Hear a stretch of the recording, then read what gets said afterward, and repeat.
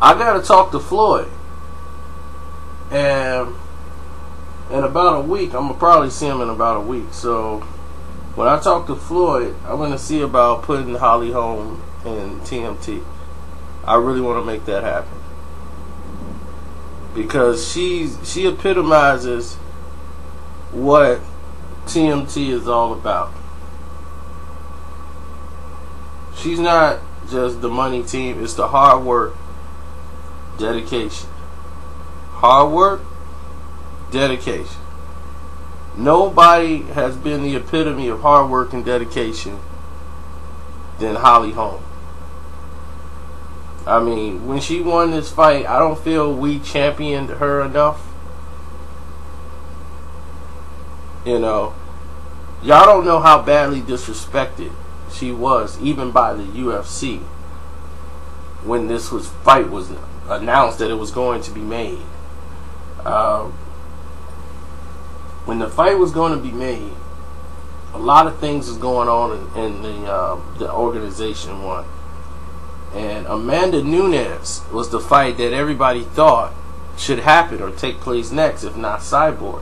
Amanda Nunes is wild, kind of crafty, got a lot of experience with striking, kicks, and everything else. You know, very tough opponent. And as of late, she's really improved. And people like Joe Rogan and all these guys that had the MMA shows, they never respected Holly Holm as an MMA fighter. Period. They looked at her as like, okay, she's in it. She's okay. She's basic. But those are the fights they gave her. They were pretty easy. She should have won those fights.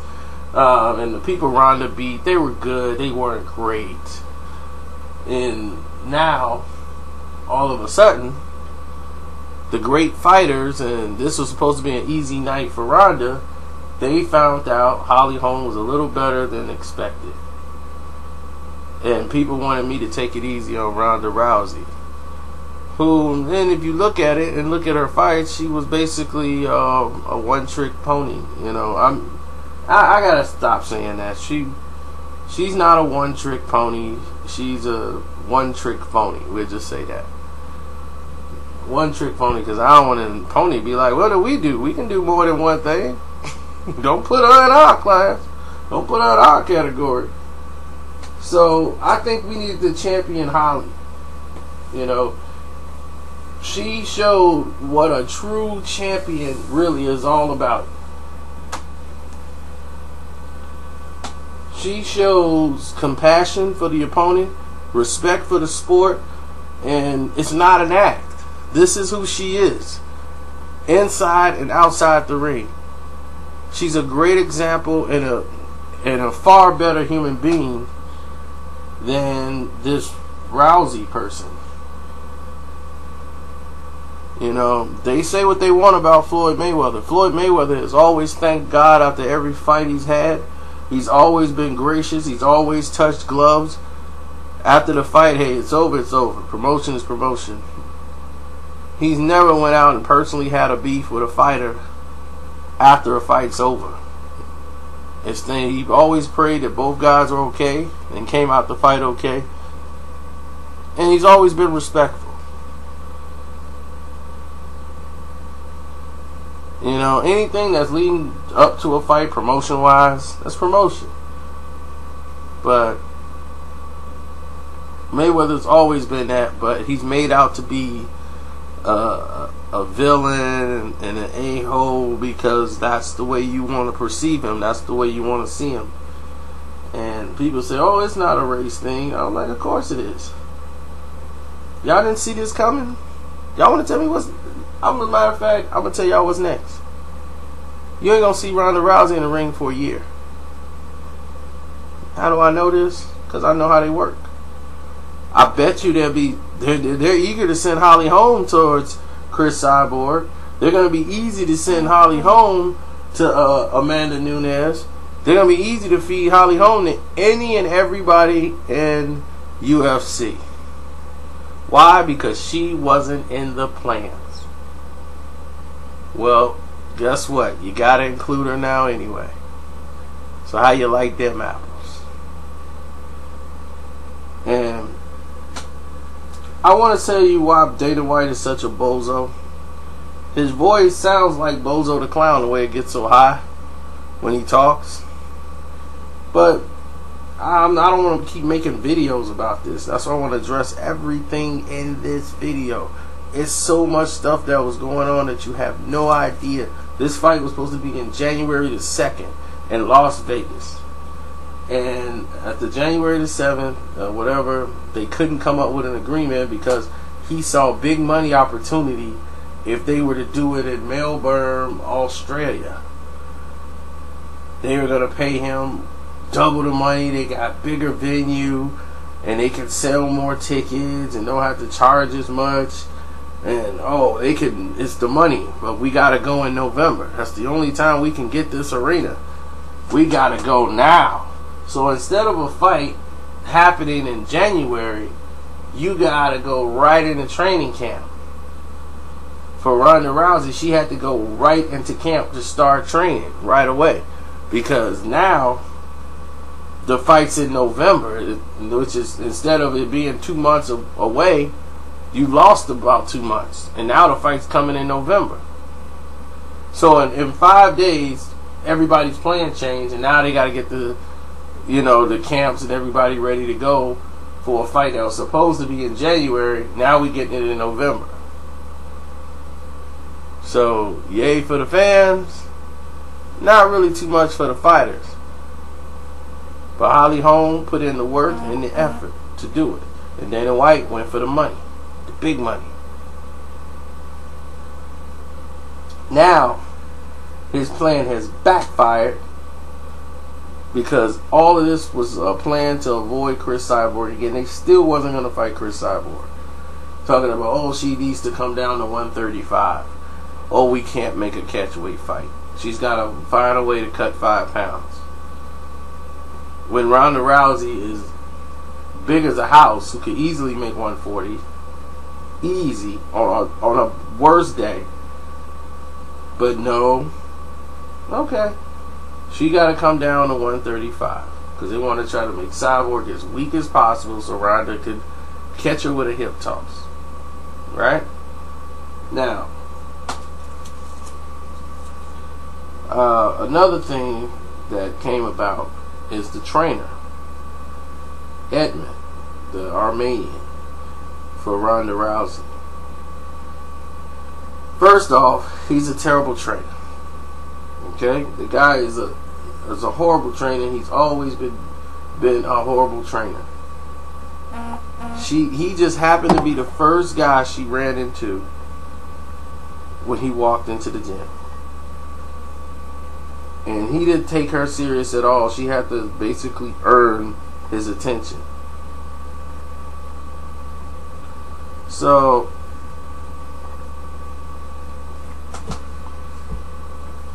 after she earned his attention and worked out hard, Ronda Rousey worked her way to get there. She had some support with her team, with Darren and all those guys from the Fight Tribe. And when she went to Strike Force, fighting over there, because Dana White wouldn't even allow women fighting in UFC, and Strike Force did, they made Ronda Rousey a name. And as soon as UFC bought out Strike Force, they went to try to obtain Ronda Rousey. But they knew she had a managerial contract with Darren now. So, and Fight Tribe. So they rushed her to another management, took care of it, and now I'm not saying the management she's with did a great job with her career. As you can see, she's elevated to the top. But you just can't jump out of your contract and go to another managerial place and then try to get the California State Athletic Committee to back it, as Dana done, and there's a lot of criminal stuff been going on y'all don't know nothing about. She's still in this lawsuit. They try to find every technicality to pull her out of this ridiculous lawsuit, but what's happening is it looks bad on her because she turned her back on the people that helped her get to that position.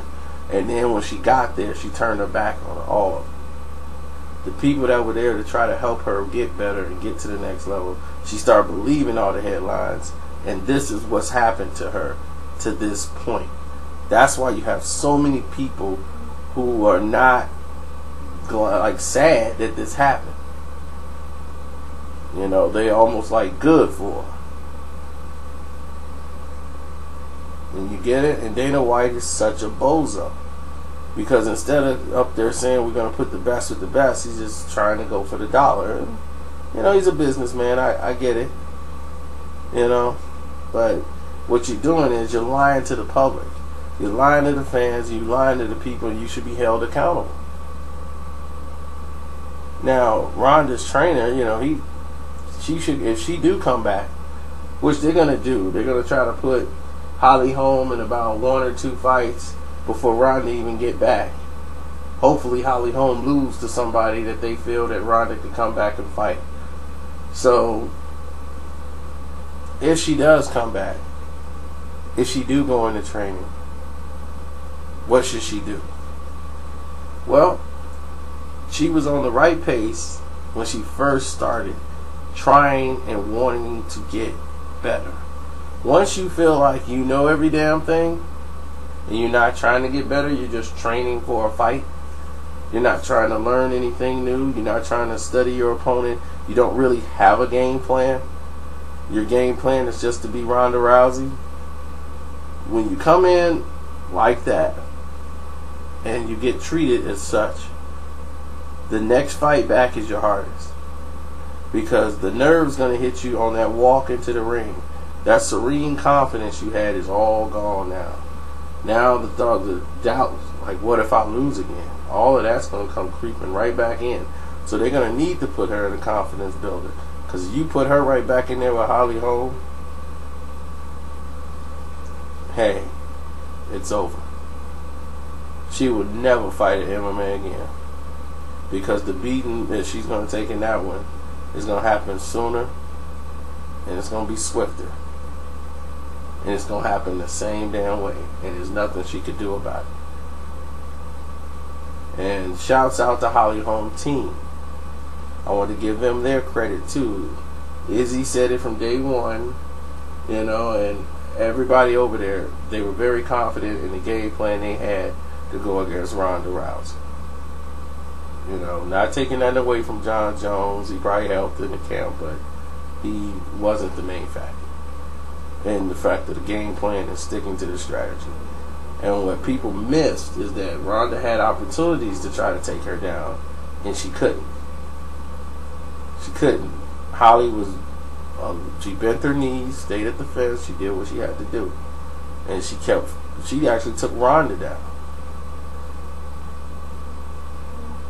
Ronda went for a hip toss. She had her anchor in, so she couldn't flip her over. You know, these things here, they protected against everything Ronda was going to do. And Ronda had an opportunity to do these things, and it didn't work out that way. So it's not a given that if they fight again, if she rushes, that's going to happen.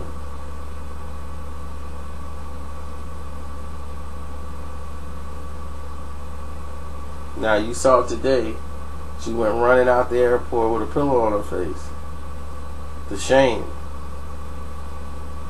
She's embarrassed. She's hurt. Emotionally, mentally, she's hurt. Bad. And this is a woman whose suicide is in her family. You know, her father did it. You know, so is it hereditary? Who knows? You know, so this is the last video I'm making. I'm done with the situation. So y'all can hate on. I'm done. But let me explain to y'all. People was like, why are you doing MMA? Here's something you don't understand, and maybe I should tell you guys now. I have been with MMA before UFC even came around.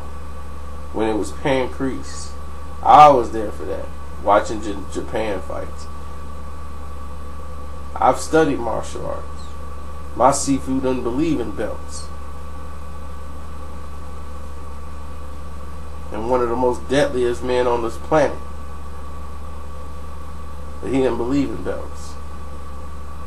He didn't believe in schools where teaching everybody martial arts. He didn't believe that. He believed in the old school. You had to earn the right to be taught martial arts, especially if he was going to teach you. Then, what people also don't know is we also had, before boxing socialists, well, right at the same time as boxing socialists, we had MMA socialists. We had people like 976 Chris, rest in peace. He passed away this year, but he was one of the people we tried to get in for MMA. We have MMA Rick, who knows Rick Metzger, who knows everything about UFC, all the trainers. They was in Flow MMA. We have been to every MMA fight there is, from UFC 1 all the way through. We have been there. I know about everything MMA, just like I do boxing.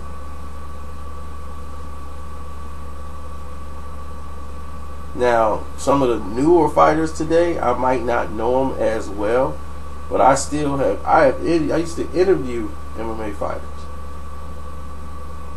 just like I did boxers. Jake Shields, I have his father's interview, his very last interview, still on tape. We never put it out because he died that Monday, and we just never released it. We tried to get a hold of Jake and see what he wanted us to do with the audio, but we still have it. We have not put it out yet. So my MMA background is solidified. So I have the right to talk about MMA anytime I choose, because I know exactly what I'm talking about. I'm out.